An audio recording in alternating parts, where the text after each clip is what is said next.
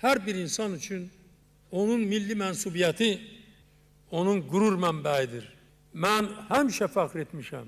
Bu gün də fəxr edirəm ki, mən Azərbaycanlıyam.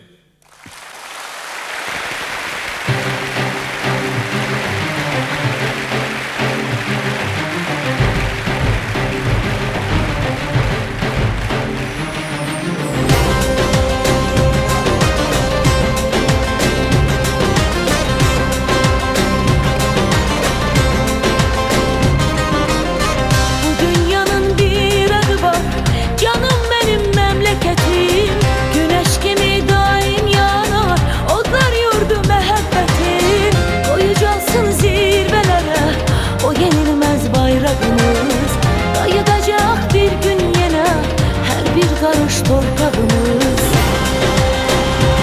siz için sağlığı hoş günler arzu edirəm. Her birinin öz yeri var, benim doğma diyar.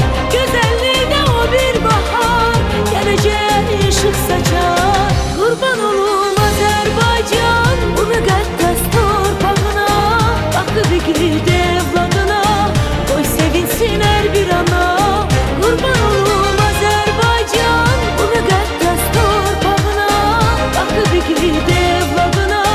koy sevinsin her bir ana.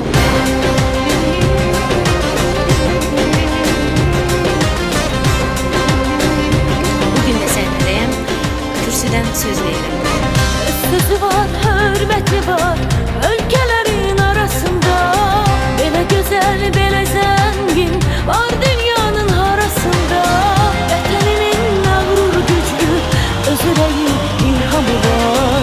Hoş günlərə gedən yolda bir əbədi bayramı var.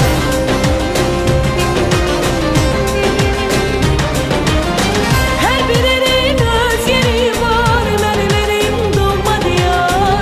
Gözəllikdə o bir bahar, gələcək ışıq saçar. Qurban olum Azərbaycan, bu müqəddəs torpağına. Baxıb igid evladına, qoy sevinsin hər bir ana. Qurban olum Azərbaycan, bu müqəddəs torpağına. Baxıb igid evladına, qoy sevinsin hər bir ana.